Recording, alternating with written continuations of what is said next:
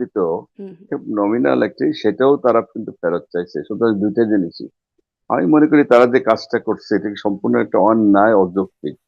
এইটা শুধুমাত্র জিঘাংসা বলেন বা প্রতিহিংসা বলেন, এতে করেই করছে। আমি কিছুদিন একটু গুজব শুনছিলাম যে এই ধরনের, সুতরাং আমি মেন্টালি প্রিপেয়ার ছিলাম। এটা আমার খুব একটা কষ্টও হয় নাই, খুব একটা ক্ষতিও হয় নাই। হুম। কারণ আল্লাহ তো আমাকে অনেক দিয়ে ফেলছে আমার এই বয়সে। পরে হয়তো এই কথাতে আসবে আমার, আমি আমার মনে করি যোগ্যতার চেয়ে অনেক বেশি পেয়ে গেছি আর কি। এটা আল্লাহর রহমত আমার উপরে। এই শুধু একটা এই এমএইচএস, এই একটা জিনিস, এটা যদি বাতিলই করে বাদই যায়, আমার এমন কি আর ক্ষতি হবে? বরং যারা এটা করলো, আমি মনে করি তারা যে যেহেতু এই জিনিসটা অবৈধ, অন্যায়, আমি মনে করি তারা খুব নিচু মনের পরিচয় কাদের দিছে। প্রতিহিংসা বা যেমন আমার জিঘাংসার শিকার হলেন আপনি? আপনি আমার আসলে এই এই বয়সে এসে এইটুকু তো না করলেও তারা পারতো। এটা এমন কি আর জিনিস এখানে বাতিল করতেই হবে? এটাতে যে আমাদের যে ইউনিভার্সিটি, এটা টিচিং হসপিটাল, এটা মেডিকেল ইউনিভার্সিটি, এখানে মনে হয় আর কোনো কাজকর্ম না, এখানে আমারটা বাতিল করলেই একেবারে ইউনিভার্সিটি বোধহয় বিশাল কিছু একটা করে ফেললো। সুতরাং এদিক থেকে আমার কাছে কোনো, যেটা বললাম আমি, আমি মোটামুটি ভালো আছি, সুস্থ আছি, কোনো অসুবিধা হচ্ছে না আমার। জি। আপনি বলছেন আপনি প্রতিহিংসা বা জিঘাংসার শিকার। কাদের দ্বারা এই প্রতিহিংসা বা জিঘাংসার শিকার হলেন?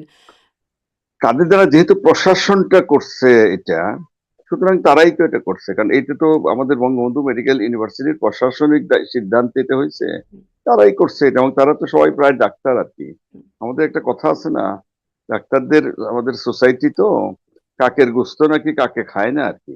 ডাক্তারদের গোস্ত ঠিকই ডাক্তাররা খায় আর কি। সুতরাং আমার যে উন্নতি হচ্ছে, একটা পর একটা অনেক উন্নতি আছে, পরে হয়তো আমি বলবো একসময় আমার কি প্রোগ্রেস, কেন আমি এরকম আগাচ্ছি। এটা হয়তো কারণ তারা হিংসায় হচ্ছে না আর কি, কারণ ওকে কেমনে টেনে নামান যায় আর কি, এটাই আর কি। তো এই এছাড়া তো আমি আর প্রশাসনিক কোনো কারণ দেখি না। স্পষ্ট। প্রশাসনিক সিদ্ধান্তের কথা বলছেন। প্রশাসনিক সিদ্ধান্তেই আপনাকে প্রফেসর এমেরিটাস বানানো হয়েছিল। সেই মানে প্রশাসনে কি পুরো রদবদল হয়েছে? আমরা জানি আসলে আওয়ামী লীগ সরকার পতনের পর বা ক্ষমতাচ্যুত হবার পরে অনেক রদবদল হয়েছে। সেই প্রশাসন কি পুরোপুরি বদলে গেছে? আসলে ঘটনা সেটাই, যেহেতু এটা আগের প্রশাসন করছে, সুতরাং এরা তো আগের প্রশাসন যা করছে এদের বাদ দিতেই হবে আর কি। এইটা থেকেই হয়েছে, পুরোপুরি বদলে গেছে। আগের প্রশাসনে যারা যারা ছিল, হুম। ওই প্রশাসনের লোক বলতে গেলে কেউ নাই, 100% তাদের লোক, তারাই করছে।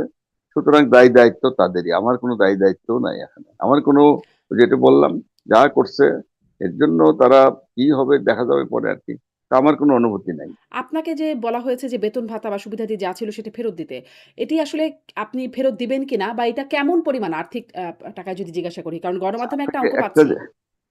আপনাকে একটা জিনিস আমি ক্লারিফাই করি, এটা হয়তো আপনি আরো সুন্দর করে প্রেজেন্ট করবেন। সেটা হলো, যখন এই যে এমেরিটাস অধ্যাপক হিসেবে, এটা তো কোনো চাকরি না, এটা বেতনও না, এটা অনারিয়াম দেওয়া হয়।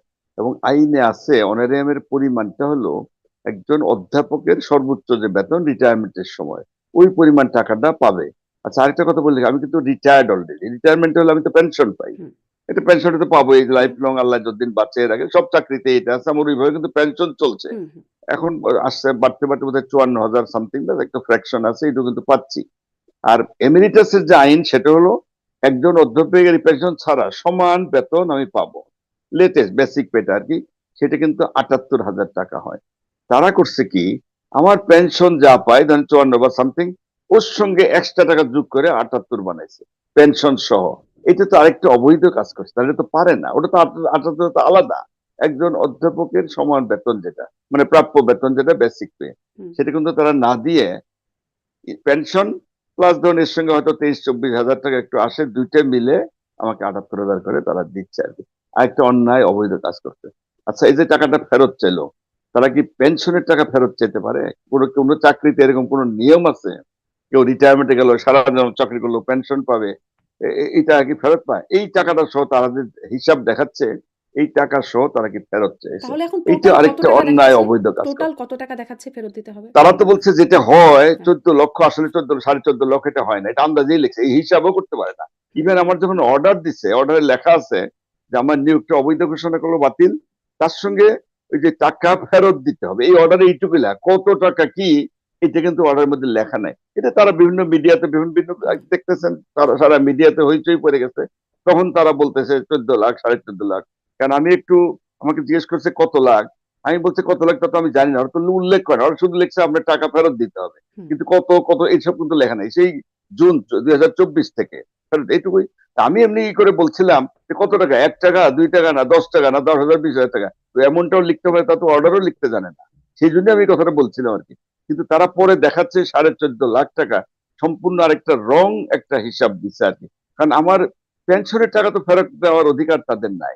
এক্সট্রা টাকা তারা যদি চায়, হ্যাঁ, সেটা রিয়েল হিসাবটা তারা দেবো, আমি দিতেই হবে। তারা যদি চায়, তারা যদি মনেই করে যে যেহেতু আমার এটা বাতিল, আর যদি মনে করে আমার টাকাটা তারা দিছে, এটা কিন্তু আইন মেনেই দিছে। আগের যে প্রশাসন হুম। যারা ছিল, তারা নিয়ম নীতি মেনে সিন্ডিকেটের মাধ্যমে এটা পাশ করাই কিন্তু এটা দিছে।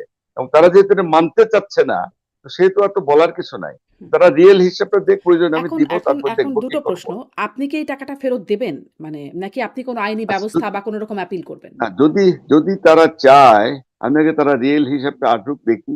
তারা যদি একেবারে এতই ইউনিভার্সিটির দৈন্য দশা হয়ে থাকে আর অচল হয়ে গেছে, আমার টাকা ছাড়া চলবেই না তারা, যেহেতু এটা আইনের মাধ্যমেই পাশ করা হয়েছে, সিন্ডিকেটের মাধ্যমে আগের প্রশাসন করছে, যেহেতু তারা এটা করতে চাচ্ছে, সেটা ডিসিশনটা আমি পড়িনি, আমি দেখি কি করি আর কি। আইনের চিন্তা ভাবনা আমি এখনই তো করতে চাচ্ছি এখন না আর ঠিক কি। তারা আসলে কি? কারণ আপনি আপনি নিশ্চয়ই স্যার দেখেছেন, আপনি এবং সৎভাবেই বিশ্লেষণ করে আমাদেরকে বলবেন যে তারা কোথায়, বিধির ঠিক কোথায় লঙ্ঘনটা তারা পাচ্ছে?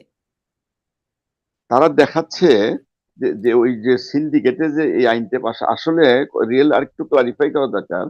আমাকে এমেরিটাস অধ্যাপক হিসেবে নিয়োগ দেওয়া হয় 22 সনে, হুম, 2022 সনে আর কি। এবং তখন তারা একটা লামসাম ধরে 30,000 টাকা মান্থলি দেওয়া হবে এইভাবে আর কি। হুম, আসলে তখন আইনে অনেক কিছু ক্লিয়ারই ছিল না, বা অনেক কিছু তারা ক্লারিফাই করেনি, তাদেরও একটু ভুল ছিল ওই প্রশাসনে, বলছি হুম, 2022 সনে যারা ছিল, আরেক প্রশাসন সেটা। হুম। তো সেখানে এই আইনটাই ছিল আর কি। কিন্তু পরবর্তী সময়ে যখন আর প্রশাসন চেঞ্জ হয়ে গেল, তারা দেখলো আসলে এই এমেরিটাস অধ্যাপক উনি ইউনিভার্সিটির সঙ্গে মিলে দেখে এটা আসলে আজীবন সম্মাননা। তারা তখন কিন্তু 3 বছরের জন্য দিছে। এটা হয় না, এটা সাধারণত লাইফ লং। অনেক ইউনিভার্সিটির অনেক দেশেই আছে, ইভেন ঢাকা ইউনিভার্সিটি বলেন, আর অন্যান্য ইউনিভার্সিটি আছে। এই জন্যই আর আগের যে প্রশাসন, ঠিক এই প্রশাসনের আগের ইমিডিয়েট প্রশাসন, তারা এই আইনটা কিচ্ছু করে না, কিছু সংশোধন করছে। সংশোধন করে তারা লিখছে যিনি আজীবন সম্মাননা, সুতরাং আজীবন ভাবে ওই অর্ডারটা ওইভাবে আছে, তাকে আজীবনের জন্য এমেরিটাস অধ্যাপক হিসেবে নিয়োগ দেওয়া হলো। এই শুধু সংশোধন করছে। এবং এটাই বর্তমান প্রশাসন বলছে সিন্ডিকেট যেটা করছে, একজনের প্রস্তাবের ভিত্তিতে এটা করা হয়েছে। এবং ওই সময় অনেকগুলো এজেন্ডা থাকে সিন্ডিকেটের মিটিং এ, ওই এজেন্ডাতে এটা ছিল না, সুতরাং এটা অবৈধ। এটাই বলছে, এই যে এই সংশোধনীটাই, আদেশটাই অবৈধ, এটা তারা অবৈধ বলতে চাচ্ছে আর কি। কিন্তু এখানে তারা একটা জিনিস হয়তো বলে না, না চেপে গেছে না কি করছে, আপনার যে কোনো মিটিং এ বা সিন্ডিকেট মিটিং বা যে কোনো মিটিং এই এজেন্ডা থাকে 1 2 3 4 লাইন, শেষের দিকে কিন্তু একটা বিবিধ থাকে। তারা ওই বিবিধ ধরে ধরে আমার এই জিনিসটাকে পাশ করাইছে। এখন তারা বলে যে এটা অবৈধ, আর তারা যদি অবৈধ বলেই থাকে, এই দায়িত্ব কি আমার নাকি? এটা তারা, যারা আগের প্রশাসন যারা আইনটা পাশ করছে, তারা কি আপনি না কি এই বুঝেই সিদ্ধান্তকে করছে? চ্যালেঞ্জ করবেন? আমি চ্যালেঞ্জ এই মুহূর্তে করতে চাচ্ছি না। চ্যালেঞ্জ বলতে ওই আইন প্রো কেস করা তো আমি এই মুহূর্তে চাচ্ছি না, কারণ এদের সঙ্গে পারা যাবে না, এরা খুব বেশি পাওয়ারফুল এখন তো। আমি নিরীহ শান্ত শিষ্ট আছি, দেখি কতদূর করতে পারে। যদি ওইরকম, আমাকে কিন্তু অনেকে বলছে চ্যালেঞ্জ করার জন্য, ইভেন অনেক আইনজীবী আমাকে বলছে আর কি, যে আপনি এটা রিড করেন, দেখবেন ওরা এই রিটে ওরা টিকতে পারবে না। যেহেতু ওরা করছে, দেখি এর শেষ পর্যন্ত কি হয় আর কি। একটু ওয়েট করছি, আমি দেখি। আমি আচ্ছা, তবে আমার ব্যক্তিগতভাবে আইনে রিড করার ইচ্ছা আমার কিন্তু নাই। আচ্ছা। আ আপনার কাছে কি কোনো ব্যাখ্যা চাওয়া হয়েছে বা আপনার সাথে কোনো রকম কথাবার্তা যখন এই সিদ্ধান্তগুলো হচ্ছে? আরেকটা ভালো প্রশ্ন করলেন। এই যে তারা হুট করে একবারে একদিনের মিটিংয়েই একজনের ডিসিশন নিয়ে তারা এটা বাতিল করলো, তারা তো আমাকে আত্মপক্ষ সমর্থনের কোনো সুযোগ তো দেয় নাই। আমাকে এক্সপ্লেনেশন কল করতে পারতো তারা, করে তারা কোশ্চেন করতে পারতো।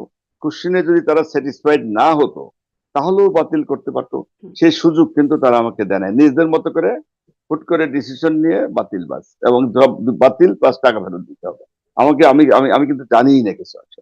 আচ্ছা। সুতরাং এই সুযোগটা কিন্তু তারা, আমি মনে করি এটাও জিনিসটা ঠিক হয়নি, অবৈধ হয়ে গেছে আমি মনে করি, এবং অনৈতিক বলেই আমার বিশ্বাস। কারণ আমাকে তো সুযোগ দিতে হবে। আসামির কাছেও তো মানুষ অনেক সময়, বা কত কেস কত কিছু থাকে, কিন্তু এক্সপ্লেনেশন কল করা হয়, এক্সপ্লেনেশন কল করলে আমি জবাব দিতাম। হুম, জবাব স্যাটিসফাইড না হলে তারা বাতিল করতে পারতো। সে সময় সুযোগ কিন্তু আমাকে দেয় না। আচ্ছা।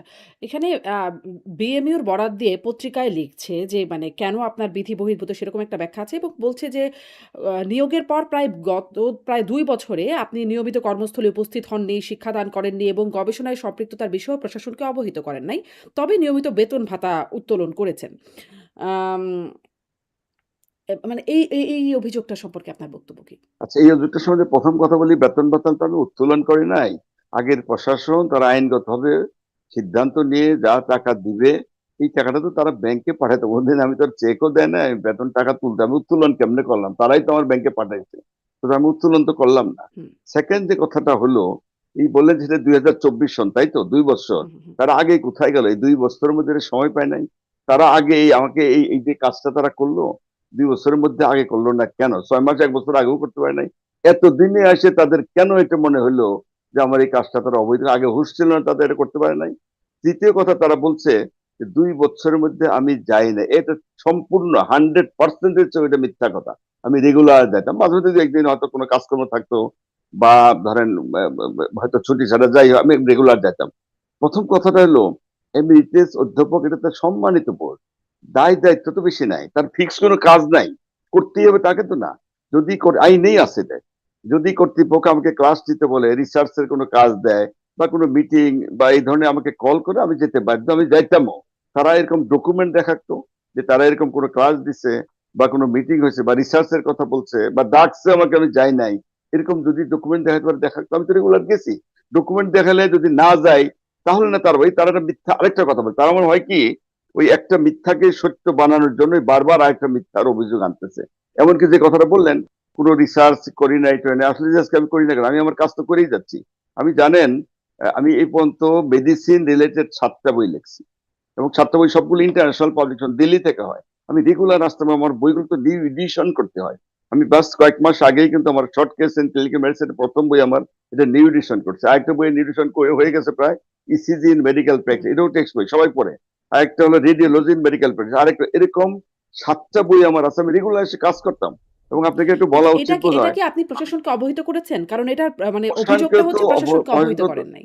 আমি বই লিখে তো এটা নতুন নয় তো, আমি তো বই শুরু করছি সেই 1998, এগুলো আমি এডিশন চেঞ্জ হুম, করতেছি। প্রশাসন তো না জানে, এটা আমার তো দায়িত্ব না তাদেরকে জানা, এটা আমার পার্সোনাল বই, হুম। কিন্তু ইন্টারন্যাশনাল এডিশন হয়। এবং এটা নতুন তো না যে আমি এখন করছি, প্রশাসনকে জানানোর মতো তো কিছু না তো।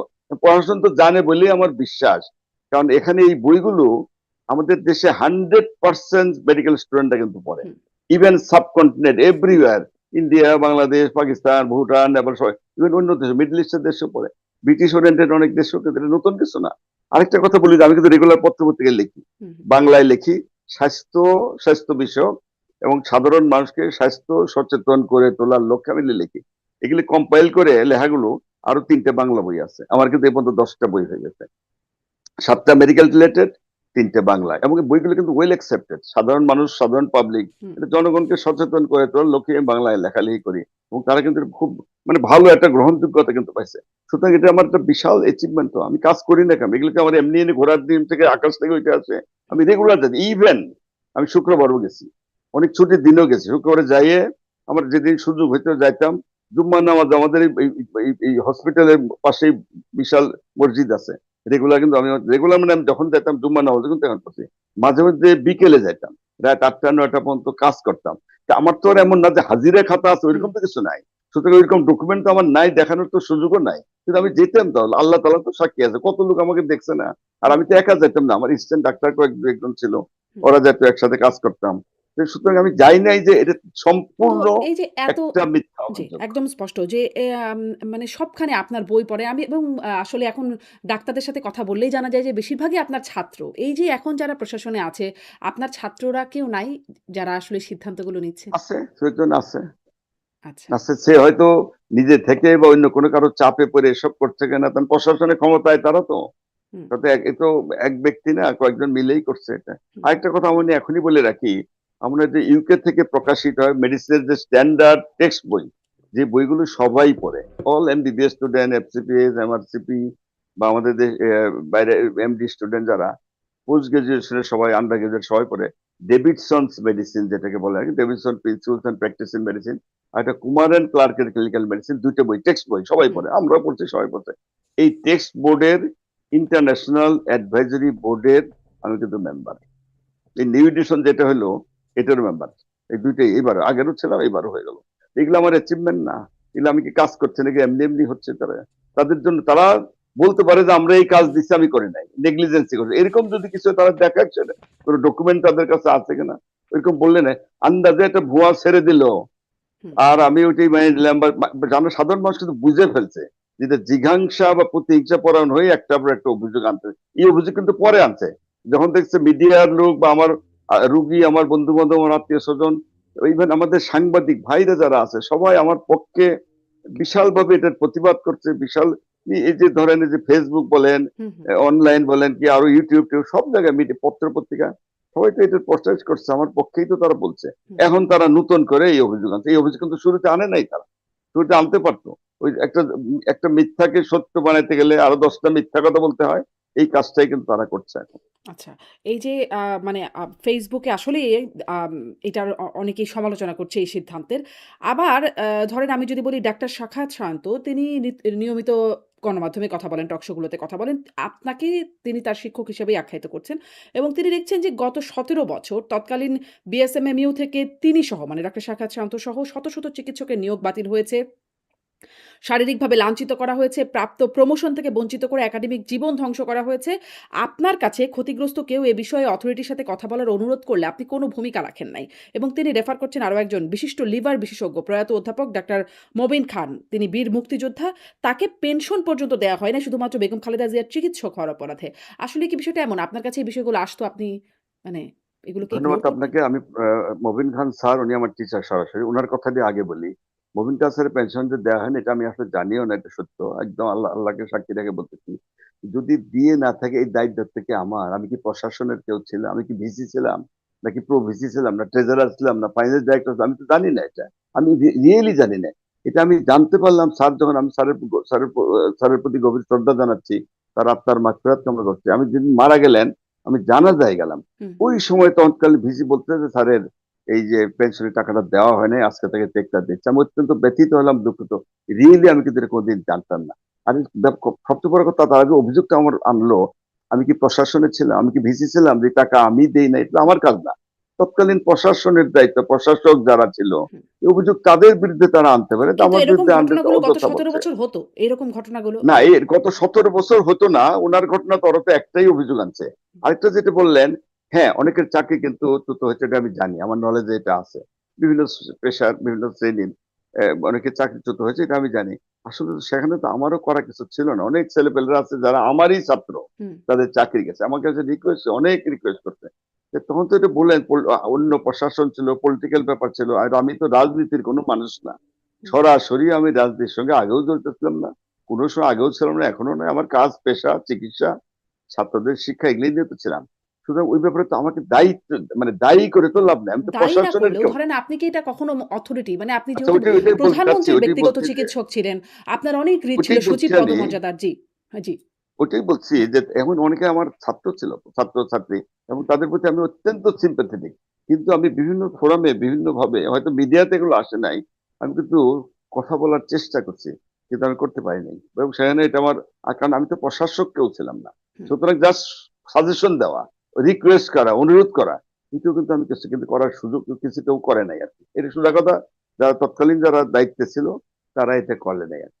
সুতরাং আচ্ছা। আমার আর করা কিছু ছিল না, তারা আমাকে ব্লেম দেয় আমি কিছু করি নাই। হুম, এখন যদি আমার আমার পাওয়ার থাকতো, আমার ক্ষমতা থাকতো, আমার দায়িত্বে থাকতো, আমি মন্ত্রী, মিনিস্টার, এমপি, সেক্রেটারি এসব থাকতাম, করি নাই, তাহলে না আমাকে ব্লেম দেওয়া যেত। এটা আমার ক্ষমতার বাইরে ছিল তো এটা। হুম, আমি সুপারিশ করার চেষ্টা করছি তৎকালীন। হুম। সরাসরি এইসব ব্যাপারে কোনো আলোচনা আমাকে সরাসরি করতেই দেয় না, কিছুই করতে দেয় না। সে অভিযোগ যেটা আনছে মিথ্যা, এটা সম্পূর্ণ একটা মিথ্যা একটা অভিযোগ আনছে মানে এই আপনি ব্যাপারে। চেষ্টা করেছেন আমি বিভিন্ন জানি, সময়। আমি জানি, কিন্তু আমি কিছু করতে পারি নাই, করি নাই, এটা ঠিক না। কারণ বললাম যে যারা অনেকেই আমার খুবই ঘনিষ্ঠ স্টুডেন্ট আমার সরাসরি, কিন্তু তাদের প্রতি আমি খুব সিম্প্যাথেটিক, কিন্তু আমার সুযোগ ছিল না করার।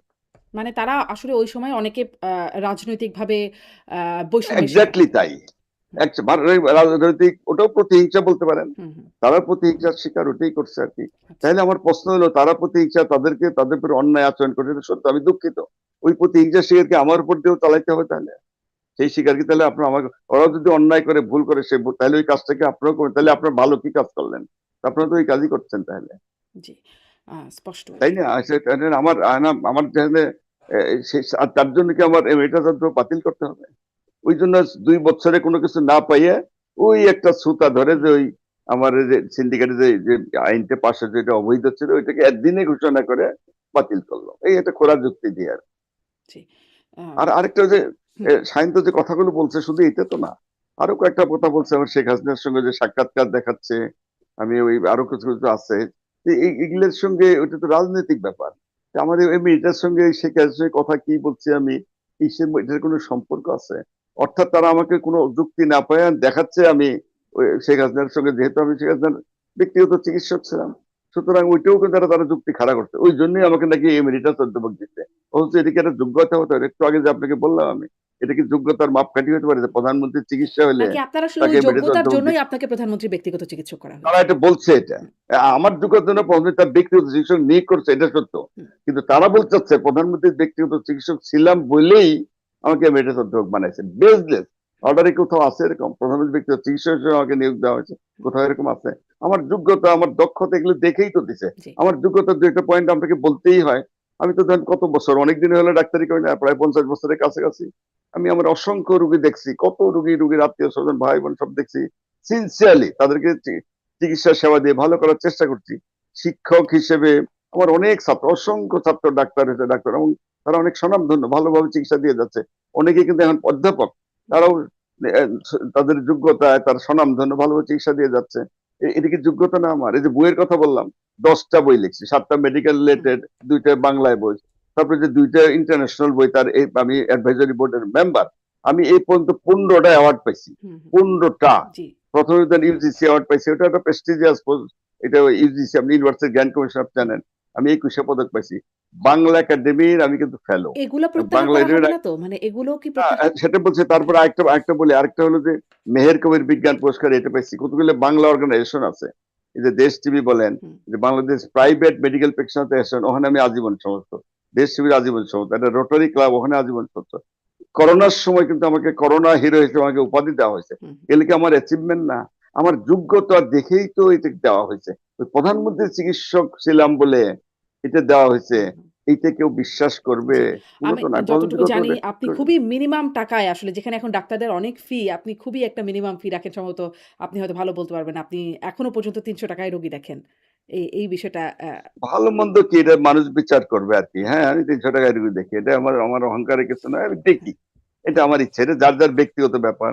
কেউ 2000 টাকা নেয়, কেউ 3000 নেয়, তারপর আমি আসলে 300 টাকা নিই। আমার সাইকোলজি হলো গরিব ধনী সবাই যেন মোটামুটি আমার কাছে পৌঁছতে পারে আর কি। গরিব কত মানুষ আছে না, রিক্সাওয়ালা, এই যে ফেরিওয়ালা নিচে করে করে খাচ্ছে, কৃষক শ্রমিক আছে, সাধারণ শ্রমিক, কত লোকজন, তার তো ইনকাম করতে বহুত কষ্ট। আমি এমন ভাবে রাখছি যে সবাই যেন কম বেশি, নিম্ন আয়ের, মধ্যবিত্ত, উচ্চ আয়ের যারা, তারা তো আসেই। তাই সেজন্য ওই 300 টাকাই রাখছি আমি, ওই শুরু থেকে তাই ছিল। ওইটা আর আমি বাড়াই নাই, এবং এই ব্যাপারে আমার পরিবারও কিন্তু কোনোদিন বাধা হয়ে দাঁড়ায় নাই। আমার ওয়াইফ ছিল, আপনি জানেন, উনি কিন্তু মারা গেছেন করোনা হয়ে 2021 সনে। উনিও কিন্তু কোনদিন বাধা হয়ে দাঁড়ায় নাই। ইভেন আমার একটা মেয়ে, একটা ছেলে, দুইজনই ডাক্তার। মেয়ের ছেলেটাও পোস্ট গ্রাজুয়েশন করছে, এমআরসিবি করছে, মেয়েটাও এমডি করা। তারাও কিন্তু আমি কেন নেই এমনি, বরং ওই হাসি ঠাট্টা করতো। এই তোমার ছাত্র অমুক 1000 টাকা, 500 টাকা, 1500 টাকা নেয়, তুমি এরকম কেন, এরকম করতো, এমনি ঠাট্টা করতো। হুম, হুম। তারা কোনোদিন কিন্তু এই যে আমি টিউশনে কেউ বাধা হয়ে দাঁড়ায় নাই। এইটা আমি আমার সাইকোলজি, আমি চালাই আসছি, এইভাবেই চলবে আর কি। জি। এটা আমি তৃপ্ত, আমি, আমার কোনো অসুবিধা হয়নি। জি, আপনি আরেকটা বিষয়ে একটু শোনা যায় এটা আপনি নিশ্চয়ই এটা কনফার্ম করবেন যে এটা আসলে কি গুঞ্জন নাকি এটারও বাস্তবতা আছে। যে এখনো বর্তমান সময়ে আ অনেক ভূতাপেক্ষ প্রমোশন দেয়া হচ্ছে বা বেতন ভাতাদি দেওয়া হচ্ছে। যারা আসলে অনেক আগে ১৭ বা ২০ বছর আগে তারা মেডিকেল অফিসার ছিল তাদেরকে এখন প্রমোশন দিয়ে সরাসরি অধ্যাপক পদে দেয়া হচ্ছে। এরকমটা শোনা যাচ্ছে বিভিন্ন জায়গায়। এটা কি নিছক গুঞ্জন নাকি এটির একটা বাস্তবতা আছে? আসলে এরকম কথা আমিও শুনছি, যেহেতু আমি সরাসরি কোনো দায়িত্বে না, এ ব্যাপারে আমি কোনো কমেন্ট করতে চাচ্ছি না। এই গুঞ্জন কিন্তু বাজারে চালু আছে, একেবারে 15 বছর আগে চাকরি, ওই যেটা বললেন একটু আগেই, ডক্টর সায়েন্তের কথাই বললেন না, অনেকে চাকরিচ্যুত হয়েছে, হুম, এটা হয়েছে তো, হুম, হুম, ওইটা হয়েছে, তারা হয়তো বিভিন্ন জায়গায় চাকরি করছে, অনেক বেতন পাইছে, টাকা নিচ্ছে, তাদেরকে এরকম রেগুলারাইজ করা হয়েছে, এরকম আমিও শুনছি আর কি। এই ব্যাপারে আমি কমেন্ট করতে চাচ্ছি না, কারণ যারা চাকরি যদি তারা পেয়ে থাকে তাদের প্রতি, তাদের চাকরিচ্যুত হয়েছে তাদের প্রতি কিন্তু আসলে অবিচার করা হয়েছে, এটা কিন্তু আমি আগেও স্বীকার করলাম। হুম, হুম। অনেকে চাকরি গেছে, এটা সত্য, বা রিটায়ারমেন্টে গেছে, এটা সত্য। এবং তারা যদি চাকরি পেয়েও থাকে তো ভালো, এই প্রশাসন যদি দিয়ে থাকে, কিন্তু এটা নিয়মের মাধ্যমে তো করা উচিত। হুম, আমি বলতে চাই না এই কারণে, আমার কথার দ্বারা যদি তাদের আবার চাকরির কোনো ক্ষতি হয় এটা বা আর্থিক ক্ষতি, এটা আমি কিন্তু চাই না। সুতরাং তাদের যা হয়েছে যে প্রশাসন দেখবে, তাদের ব্যাপার। কিন্তু তাদের প্রতি কিন্তু আমি আগেও সিম্পেথি আমার ছিল, যদি তাদের চাকরি ফেরত দিয়ে থাকে সেটাও ঠিক আছে, যে যদি নিয়ম অনুযায়ী করে থাকে তাহলে তো আমার বলার কিছু নাই। যদি নিয়মে যাবে, শোনার কথা আমার, আপনি যেমন শুনছেন আমি বাজারে কথা চালু আছে। হুম। সুতরাং তারপরও আমি বলবো যে তাদের বিরুদ্ধে, যেহেতু তাদের হয়ে যদি থাকে, আমি এমন কিছু বলবো না যে তাদের জন্য আমার কথার দ্বারা আবার ক্ষতিগ্রস্ত না হয়। তারা আছে, ভালো থাক, তারা দেখা যায়। জি। কিন্তু সেটা আইন অনুযায়ী যদি হয়ে থাকে। হুম। আপনি যে বলছিলেন যে আপনি শেখ হাসিনার ব্যক্তিগত চিকিৎসক ছিলেন। মানে এখনো কি চিকিৎসার কোনো প্রয়োজন আপনার সাথে যোগাযোগ হয়? কথাবার্তা হয়? নো নো, কেমনে হবে আর কি? শেখ হাসিনা তো দেশে নাই, আমার সাথে কোনো আজ পর্যন্ত যাওয়ার পথে কোনো টেলিফোন বা অন্য কোনো যোগাযোগ নাই, ও প্রশ্নই আসে না। আচ্ছা। এটা মানে কিন্তু একদম সুযোগ নাই। মানে আপনার এইটা কি জানবার কোনো সুযোগ হয় যে মানে কথা হয় না, আপনি স্পষ্ট করলেন যে তার আসলে শারীরিক সুযোগ অবস্থা মানে কেমন? কারণ এটা এখন অনেক আলোচনায় যে তাকে সরাসরি দেখা যায় না। মাঝে, মাঝে তার কথা শোনা যায়। তিনি ৭৮ বছর বয়সী একজন নারী। আ আ মানে বয়স্ক তো বটেই। ফলে এবং ক্ষমতাচ্যুত হবার পরে তার শারীরিক অবস্থা কেমন? সেই বিষয়ে জানবার কোনো আপনার ব্যক্তিগত চিকিৎসক হিসেবে জানবার সুযোগ হয়েছে কিনা? না, আমি তো আসলে এটা কোনো সুযোগ নাইও। তার ব্যক্তিগত মানে কি অবস্থায় আছে আমি কিন্তু আসলে জানি না। যতটুকু মাঝে মধ্যে মিডিয়াতে যতটুকু শুনি, দেখি, বা আপনারা যতটুকু দেখেন ওইটুকুই আর কি। এর বেশি কিন্তু আমার নলেজে কিছু নাই আর। আচ্ছা, আর আচ্ছা। মানে জানার কোনো সুযোগও নাই আমার। জি। আ অনেক ধন্যবাদ স্যার। নিশ্চয়ই সামনে দেখব যে আপনি আসলে এই মানে সিদ্ধান্তটার বিরুদ্ধে কোনো চ্যালেঞ্জ করেন কিনা, আপিল করেন কিনা। সে সময় নিশ্চয়ই কথা হবে যে আসলে কি হচ্ছে। আ আপনার কাছ থেকে জানবার সুযোগ হবে। না, ধন্যবাদ আপনাকে, আপনার এখানে আমন্ত্রণ জানার জন্য ধন্যবাদ। আপনার মাধ্যমে কিন্তু সাধারণ মানুষ জানতে পারছে অলরেডি যে কি কি ঘটনাটা ঘটছে, কেন তারা করছে এটা, হুম, যেটা মানে কতটুকু শুভনীয় হলে। কারণ আমি তো বয়স হয়ে গেছে কম না, তাই না? এই বয়সে তো এইভাবে করা, এটা তো একটা অপমানজনক ব্যাপার। হুম, এটা না, আমার খুব যে ক্ষতি করতে তারা করতে পারেন, তো একটু আগে বললাম, কিন্তু আল্লাহ অনেক দিচ্ছে হুম, আমাকে। এই যে অ্যাওয়ার্ড বললাম, বই বললাম, কত কিছু হয়ে গেছে। সুতরাং আমি তো তৃপ্ত। ইভেন আমি তো কিছু সোশ্যাল ওয়ার্ক করি, এটা অবশ্য বলা ঠিক হবে কিনা, তারপরে বলবো আমার বাড়ি কিন্তু অজপাড়াগাঁয়ে, জামালপুর জেলার ইসলামপুর উপজেলার হারিয়াবাড়ি গ্রাম। হুম। আমি ব্যক্তিগত উদ্যোগে, একেবারে পিওরলি আমার নিজস্ব উদ্যোগে, আমি কারে বাড়িতে কিন্তু এটা অনেক আগের ছিল, আমি জাস্ট ডেভেলপ করছি, বিশাল মসজিদ করছি, বাপ দাদার আমলেরই করা। তখন ছোট ছিল, আমি দোতলা করছি, অনেক বিশাল ৪,৪০০ স্কোয়ার ফিট এরকম আর কি। ওখানে কিন্তু একটা মাদ্রাসা চলছে এখনো। মাদ্রাসা মানে হাফিজিয়া মাদ্রাসা, প্রায় ২০ বছর হয়ে গেছে। এখনো ২০০ ছাত্র আছে যারা হাফিজ, অনেকেই বের হয়ে গেছে বিভিন্ন জায়গায়, তারা হাফিজিয়ার যা যা কাজ তা করে বেড়ায়। আর আমার এমন একটা লিল্লা বোর্ডিং আছে, বিনা পয়সায় খাওয়া দাওয়া এগুলো কিন্তু চলে আর কি। এবং ওখানে ওই যে সরকারি ভাবেই আমি করাই নিছিলাম, তখন একটা কমিউনিটি ক্লিনিক আছে, যেখানে, যেটা কমিউনিটি ক্লিনিক আপনি জানেন, হুম, সেখানে সার্ভিস দেওয়া হয়, গভর্নমেন্ট সরকার থেকে ওষুধ দেয়। আমি ব্যক্তিগত উদ্যোগে যা ওষুধপত্র, অনেক সময় যে কোম্পানি ওই যে স্যাম্পল টেম্পল কত কিছু দেয় না, প্লাস আমি আমার নিজস্ব টাকায় মাঝে মাঝে ওষুধপত্র সাপ্লাই দেয়, কিন্তু গ্রামের মানুষের খুব উপকার হয়। জি, ডেইলি ৫০, ৬০, ৭০, ৮০, ১০০ রোগী গরিব, একটা সিম্পল জিনিস। ওখানে কিন্তু ফ্রি ডেলিভারি, কিন্তু সেফ ডেলিভারি সিস্টেম আছে, ওইটা করে। ভ্যাকসিনের ব্যাপার আছে, তারা হেলথ এডুকেশন যা পারে করে।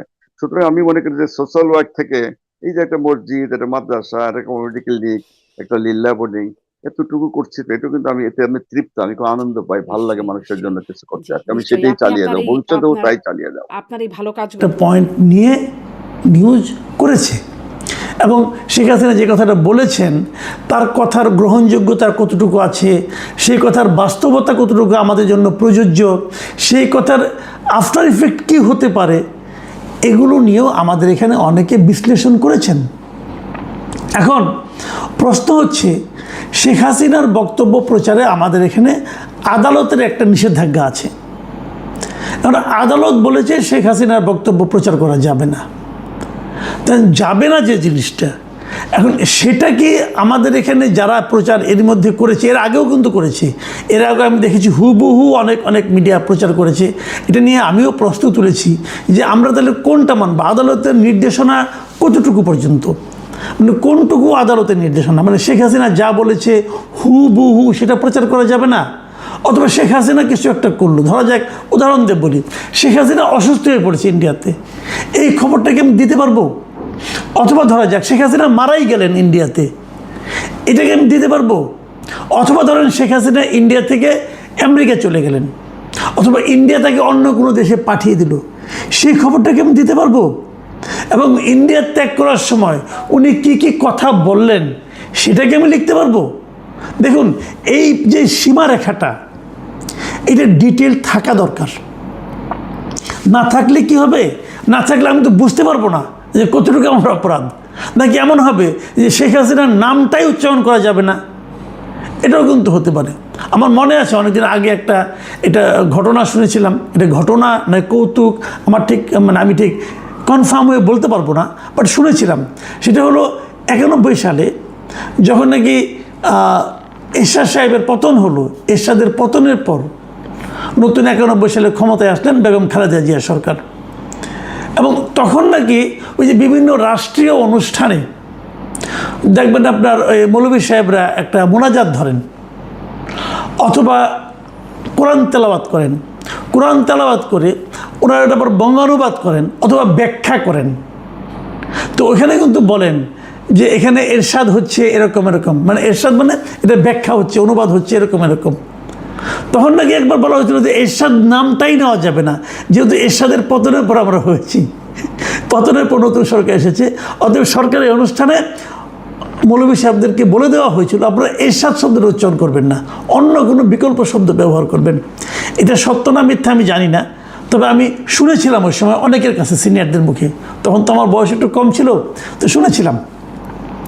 তো আমরা কি হাসিনার শব্দটাই উচ্চারণ করতে পারবো না? যদি হাসিনার শব্দটা উচ্চারণ করার ক্ষেত্রে বাধা হয়, তাহলে তো আমি তো এর মধ্যে এই অনুষ্ঠানে এবং গতকালকে তার আগের দিন বেশ কয়েকবার নামটা উচ্চারণ করে ফেলেছি, কী করব? অথবা যখন আমরা আগের সরকারের কথা বলবো, সেই সরকারের কোনো আপনার খারাপ দিকের কথা উল্লেখ করব, যখন তার নিন্দা করব, তখনও কি আমরা ওনার নাম উচ্চারণ করতে পারবো না? অথবা উনি কিছু ভালো কথা নিশ্চয় করেছেন, সেগুলো কি বলতে পারবো না? দেখেন, এগুলো একটা বিকট একটা সংকট আমি মনে করি। কারণ সীমারেখাটা আপনাদের বলে দেওয়া উচিত। আপনি তো বলবেন এত কথা বলার দরকার কি ভাই তোমার, সীমারেখা নিয়ে তোমার কেউ প্রশ্ন করছে? হ্যাঁ, করেছে। আজকে সরকারের যে বিভিন্ন রকম সাফল্যের কথা বলতে যে একটা প্রেস ব্রিফিংয়ে সরকারের একজন খুবই গুরুত্বপূর্ণ ব্যক্তি, প্রধানমন্ত্রী তথ্য বিষয়ক উপদেষ্টা ডাক্তার জাহিদুর রহমান কিছু কথা বলেছেন। তিনি যে কথা বলেছেন আমি আপনাদের আগে পড়ে শোনাই, শুনুন উনি কী বলেছেন। উনি বলেছেন যে শেখ হাসিনার যে সাক্ষাৎকারের কিছু অংশ আমাদের গণমাধ্যমে প্রচার হয়েছে, এই প্রসঙ্গে সাংবাদিকদের প্রশ্নের উত্তরে উনি বলেছেন যে অনেক মিডিয়া এই কাজ করছে, তারা আদালতের নির্দেশনা মানছেন না, এটা একটা বাস্তবতা। তথ্য মন্ত্রণালয় প্রাথমিকভাবে গণমাধ্যমকে আহ্বান জানাচ্ছে তারা যেন এই কাজটি না করেন, প্রয়োজনে বিষয়টি আনুষ্ঠানিকভাবেও জানানো হবে। মানে গণমাধ্যমগুলোকে তথ্য মন্ত্রণালয় জানিয়েছেন আপনারা এই কাজটা করবেন না, মানে শেখ হাসিনার সাক্ষাৎকার বিষয়টা প্রচার করবেন না। খেয়াল করেন, কিন্তু তারা প্রাথমিকভাবে জানিয়েছেন, পরে আনুষ্ঠানিকভাবে জানাবেন। আচ্ছা, ধরা যাক প্রাথমিকভাবে জানানোতেই কোনো গণমাধ্যম শেখ হাসিনা সংক্রান্ত কোনো নিউজ প্রচার করলো না, কিন্তু সোশ্যাল মিডিয়া কি বসে থাকবে? ইউটিউব কি বসে থাকবে? ইন্ডিয়ান মিডিয়া কি বসে থাকবে? আল জাজিরা, রয়টার্স তারা কি বসে থাকবে? এএফপি কি বসে থাকবে? তারা তো প্রচার করবে। এখন তারা যদি প্রচার করে, সোশ্যাল মিডিয়ায় পাওয়া যাচ্ছে, ফেসবুকে পাওয়া যাচ্ছে, ইউটিউবে পাওয়া যাচ্ছে, কিন্তু আমাদের যে মিডিয়াগুলো আছে, আমাদের দেশে যে টেলিভিশনগুলো আছে, আমাদের দেশে যে পত্রিকাগুলো আছে, সেখানে পাওয়া যাচ্ছে না, তাহলে এই পত্রিকাগুলো কি প্রতিযোগিতায় পিছিয়ে যাবে না? এমনিই তো তাদের সবসময় একটা কম্পিটিশনের মধ্যে থাকতে হয়। এখন লোকে কি ভাববে, ভাই পত্রিকা পড়ে কোনো লাভ নাই, বাংলাদেশের টেলিভিশন দেখে কোনো লাভ নাই, কারণ এরা তো শেখ হাসিনার খবরই দিতে পারে না, এরা তো কোনো খবরই দিতে পারে না, এরা আরও কত খবর বন্ধ করে কে জানে। তাহলে তথ্য মন্ত্রণালয় যেখানে আমাদের সংবাদ মাধ্যমকে, আমাদের গণমাধ্যমগুলিকে আন্তর্জাতিক গণমাধ্যমের সঙ্গেও টেক্কা দেওয়ার মতো বাস্তবতা তারা তৈরি করতে পারে, খবর দ্বারা পরিবেশন করতে পারে, সেক্ষেত্রে সরকার যেখানে হেল্প করবে, তো হেল্প না করে তারা বরং বিরোধিতা করতেছে, তারা বরং এদের সামনে একটা প্রতিবন্ধকতা তৈরি করতেছে। কিন্তু বিদেশি সংবাদ মাধ্যমের সামনে কোনো প্রতিবন্ধকতা নেই। তো লোকজন আজকাল তো অনলাইনের যুগ রে ভাই, আমার মোবাইলে বসে আমি আল জাজিরা দেখতে পারি, আমার মোবাইলে বসে আমি রয়টার্স দেখতে পারি, আমার মোবাইলের টিপ দিয়ে আমি এনডিটিভিও দেখতে পারি। তাহলে তো আমি ওটাই দেখবো, মূলটাই দেখবো, এখানে আমি আসবো কেন? কারণ এখানে তো এটা কোনো ব্যাখ্যা করা যাবে না। এই জায়গাটিতে কিন্তু বুঝতে হবে।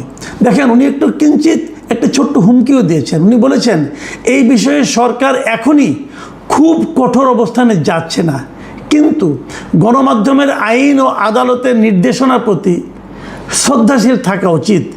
ভবিষ্যতে প্রয়োজন হলে ব্যবস্থা নেওয়ার কথাও ভাবা যেতে পারে। মানে আমি এখনই কোনো কঠোর অবস্থানে যাচ্ছি না, কিন্তু যেতেও পারি। এটা কিন্তু এক ধরনের হুমকি। প্রশ্ন হচ্ছে, যদি যাওয়ার মতো ঘটনা হয় আপনি এখনই যাবেন না কেন? আপনি এখন আমাকে অল্প অল্প করে ছাড় দিচ্ছেন, তো ছাড় দেওয়ার কারণে আমি প্রচার করছি। কিন্তু আপনারা যখন নাকি ক্ষতি মনে করবেন, আপনি যখন মনে করবেন যে জনগণ তো আমার বিপক্ষে চলে যাচ্ছে, জনগণ তো ওই ভদ্রমহিলার পক্ষে চলে যাচ্ছে, তখন আপনি টাইট দিবেন। তাহলে তো হলো না। আমি তো এইভাবে করে করে অভ্যস্ত হয়ে গেছি, আপনি হঠাৎ করে আমাকে টাইট দিবেন কেন? যদি প্রচার করাটা যদি অন্যায় হয় তাহলে আপনি এখনই থামান, আর তা না হলে পরে থামাবেন কেন? মানে আপনার সুবিধা অনুযায়ী থামাবেন, আপনার অসুবিধা অনুযায়ী থামাবেন না, এটা তো হয় না। তো এই বেশি বিষয়গুলো কিন্তু আমি মনে করি খুব সিরিয়াস। আমি ডক্টর জাহিদুর রহমান সাহেবকে বলবো, আপনি গণমাধ্যমের সঙ্গে তো জড়িত লোক, যদিও আপনি চিকিৎসক মানুষ, ডাক্তার মানুষ, কিন্তু টকশো করে এবং বিভিন্ন পত্রপত্রিকাতে আপনি কলাম টলাম লিখেছেন। আপনি আপনার কথা ভাবুন তো একবার। আপনি তো আগে বিএনপি করতেন না রে ভাই, আগে তো করতেন হলো আপনার নাগরিক ঐক্য, এই মাহমুদুর রহমান মান্নার দল। তারপর অন্তর্বর্তীকালীন সরকারের সময় তাদেরকে সাপোর্ট করেছেন, আবার নতুন সরকার আসার পর তাদেরকে সাপোর্ট করছেন এবং তাদের সঙ্গে কাজ করছেন, তাদের সরকারের পার্ট হয়ে গেছেন। কিন্তু আপনি যখন আওয়ামী লীগে আমরা যখন কলাম লিখতেন, তখন যদি এ ধরনের কঠিন আইন থাকতো যে আমি এখন কিছু বলছি না, ছাড় দিচ্ছি, পরে কিন্তু আপনাকে ধরবো, কেমন লাগতো আপনার কাছে বলেন? তখন যখন আপনি টেলিভিশন টকশোতে বলতেন কথাবার্তা, সব কথা কি ওই সরকারের পক্ষে যেত না তো? তাতে কি সরকার আপনাকে ধরে নিয়ে গিয়েছিল? আওয়ামী লীগ সরকার নিয়ে তো যায়নি ভাই, আপনি তো মুক্ত ছিলেন। আমিও বলেছি, আমিও মুক্ত ছিলাম, আমরা তো ওই সরকারের সমালোচনা করতাম। তাহলে আপনারা কেন আওয়ামী লীগের যে কাজগুলো সেই জায়গায় নিজেকে প্রতিস্থাপিত করার চেষ্টা করছেন? দেখেন, আওয়ামী লীগের সময়ে তারেক রহমানের কথাবার্তার উপর এক ধরনের নিষেধাজ্ঞা ছিল যে ওনার কথা প্রচার করা যাবে না, এবং ওনার কথা প্রচার করতে যেয়ে কিন্তু ইটিভি বিপদে পড়েছিল। ইটিভির এমডিকে বন্ধু তারা ধরে নিয়ে গেছিলো আওয়ামী লীগ সরকার। এই পুরা তাদের আমলে আসে মুক্তিই পায় নাই। নতুন আওয়ামী লীগের পতনের পর উনি মুক্তি পেয়েছেন। তো কী কারণে ওনাদের অপরাধটা কী ছিল? ওনারা তারেক রহমানের একটা সাক্ষাৎকার প্রচার করেছিলেন। এই তো অন্যান্য সব মিডিয়া, তখন হাইকোর্ট থেকে রায় আনা হয়েছিল যে একজন কনভিক্টেড লোকের বক্তব্য প্রচার করা যাবে না। প্রচার কি হতো না আসলে? তারেক রহমান কি বলতেন না বলতেন সেগুলি কি এদেশের মানুষ জানতেন না? জানতো তো, তারা হয়তো একটু ভায়া হয়ে জানতো। উনি প্রতিদিন লন্ডনে থাকলেন, প্রতিদিন উনি জুম মিটিংয়ে বসতেন, ওনার নেতাদের সঙ্গে বসতেন, নেতারা সেই কথা মানুষকে প্রচার করতেন, জানাতেন। আমার তো মনে হয় যে যখন থেকে সরকার ওনার উপর নিষেধাজ্ঞা দিয়েছিল, তখন থেকে তারেক রহমানের বক্তব্য এদেশের মানুষ আরও বেশি বেশি করে দেখেছে। তো ওইখান থেকে আপনারা শিক্ষা নেবেন না যে নিষিদ্ধ করতে চাইলে নিষিদ্ধ করা যায় না। তো বরঞ্চ কী হয়, যে নিষিদ্ধ করে তার ব্যাপারে জনগণের মধ্যে এক ধরনের নেতিবাচক ধারণা তৈরি হয়, তাদেরকে জনগণ ফ্যাসিবাদী হিসেবে ভাবতে শুরু করে। একদম জলজন্ত উদাহরণ, ওই দিনের কাঁচা উদাহরণ ভাই, বেশি দূরে যেতে হবে না। তো শিক্ষা নিচ্ছেন না কেন? সবাই ভাবে আমরা যেটা করছি এটাই ঠিক, সবাই ভাবে আমাদের কোনো পতন নাই। শেখ হাসিনাও ভেবেছিল পতন হয়ে যায়। আরেকটা কথা আজকে আমি জাহিদুর রহমান সাহেবের বক্তব্যের উপরে সীমাবদ্ধ রাখছি, কারণ আমি ওনাকে পছন্দ করি পার্সোনালি। আমি ওনাকে বলবো কিছু কিছু কথা বলার সময় একটু খেয়াল করে বলেন। আগে টকশোতে আপনি বলতেন, আমরা সবাই বলাবলি করতাম, লোকজন মাঝে মাঝে আমাদের ট্রোল করতো, সমালোচনা করতো, কেউ প্রশংসাও করতো, ভালোই হতো। এখন দেখেন না আপনার বক্তব্য নিয়ে লোকে কী বলে, একটু অনলাইনে দেখেন, তাকান না ভাই। দেখেন, উনি আরেকটা কথা বলেছেন, সেটা হলো যে আওয়ামী লীগ, এই যে আমি পড়ি, আমি আগে ব্যাখ্যা করবো না, আগে আমি ওনার বক্তব্যটা পড়েই শোনাই আপনাকে। উনি বলেছেন রিফাইন্ড আওয়ামী লীগের একটি আলাপ মাঝে মাঝে কোথাও কোথাও দেখা যায়, সামাজিক মাধ্যমেও দেখা যায়। আওয়ামী লীগের কর্মসূচি যতদিন নিষিদ্ধ আছে ততদিন সে যে নামেই হোক না কেন, রিফাইন্ড হোক বা অন্য কোনো, নতুন আওয়ামী লীগ, তৃণমূল আওয়ামী লীগ, যাই বলি না কেন, আওয়ামী লীগ নামে সে কোনো কর্মসূচি পালন করতে পারবে না। এই বাক্যগুলি কিন্তু কনফিউজিং কেন? আওয়ামী লীগ নামে সে কর্মসূচি পালন করতে পারবে না এই মর্মে একটা নির্বাহী আদেশ সরকারের আছে, এটা আমি অস্বীকার করি না। এই নির্বাহী আদেশটা আমার কাছে খুবই কালো আইন মনে হয়, কিন্তু কিছু করার নাই। কালো আইন বলি আর যে আইনি বলি, যত খারাপ আইনি বলি, আইন তো আইনি, না মানলে আইনও তো আপনি শাস্তি পাবেন। কাজেই আমি এটাকে অপছন্দ করি, কিন্তু অমান্য করি না, মনে করি ঠিক আছে এটা। কিন্তু যদি অন্য নামে হয়, অন্য নামে হতে পারে না। রিফাইন্ড আওয়ামী লীগ আর আওয়ামী লীগ যদি এক না হয়, যদি কেউ বলে তৃণমূল আওয়ামী লীগ, হতেই পারে। তৃণমূল বিএনপি হয়েছিল না, ওটা কি বিএনপি? তৃণমূল বিএনপি আর বিএনপি কি এক ছিল? তৃণমূল বিএনপি তো ইলেকশনও করছে। ভারতে দেখেন আপনি, ভারতে কংগ্রেসের সঙ্গে নাম মিলিয়ে তারা কী করেছে? তৃণমূল কংগ্রেস। ওই তৃণমূল কংগ্রেস আর জাতীয় কংগ্রেস কি এক ছিল? এক তো ছিল না। যদি কেউ নাম চেঞ্জ করে ফেলে তাহলে সেটা আওয়ামী লীগ হয় কীভাবে? এই যে আপনাদের কঠোরতা, এই কঠোরতার অন্তিম গন্তব্য কোথায় সেটা নিয়ে জনগণ ভাবছে কিনা জানি না, আমি আপনাদেরকে ভাবতে অনুরোধ করছি। এই আপনাদের এই কঠোরতা, এর নেট রেজাল্টটা কি? যদি ভাবতে কষ্ট হয়, একটু অতীতের দিকে তাকান, তাকালেই অনেক উদাহরণ পেয়ে যাবেন যে একটা পলিটিক্যাল ইডিওলজিকে, একটা রাজনৈতিক আদর্শকে এভাবে নির্বাহী আদেশ দিয়ে বন্ধ করলে তার পরিণতি কি হয়। একটু